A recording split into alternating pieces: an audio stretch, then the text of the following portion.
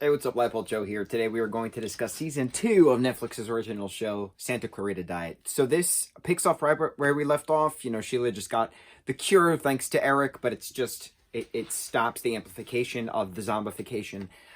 She's not going to get worse. She's just going to stay. And so Joel is still in the mental health facility on a watch, then gets out. And so now it's a matter of, how do they hunt for food? As in regards to how does Sheila hunt for food? What happens when she does hunt but has blackouts?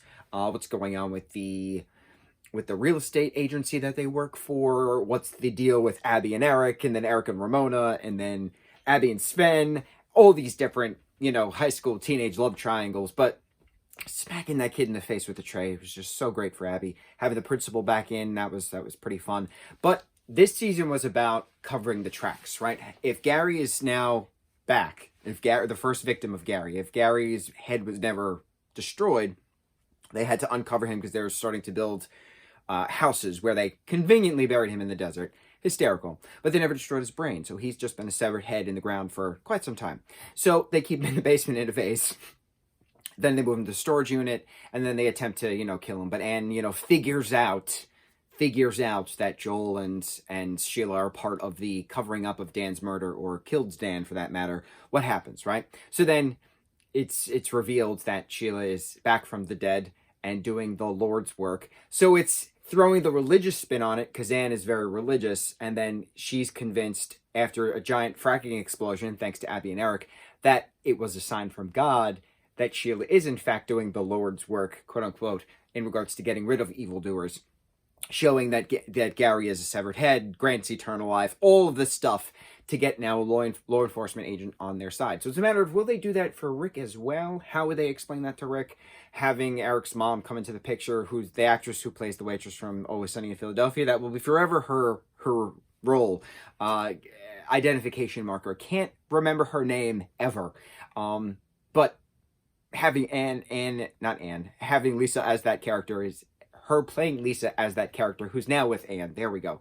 Very entertaining. Very entertaining having the kids back in school. Very entertaining trying to figure out what happens next. So it's a matter of getting the Serbian bile to help create the cure, putting the pause on the cure.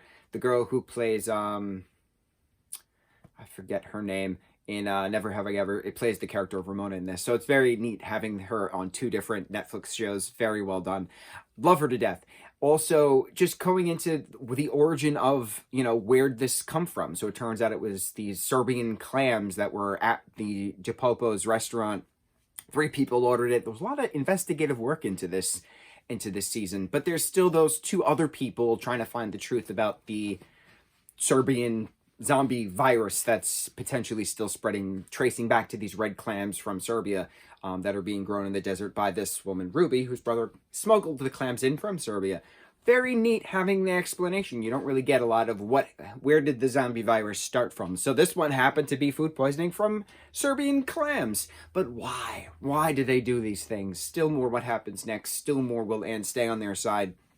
They don't have to leave. Will Abby and Eric finally get back together? I know I'm talking very fast, but this is a great show. It's so quick. It's 10 episodes per season. It's always keeps you on your toes. It's a perfect horror comedy, and I love this show because of the snarkasm, the snarky, sarcastic comments that just everybody just spews at each other. It's just so wonderful. It's so wonderfully done. 3rd season is the last season. I'm hoping there's a wrap-up. I don't know if it was just abruptly canceled or if it ended. There's a difference between the 2. We'll see. We'll see what happens next. On to the next review. Mucho mahalo.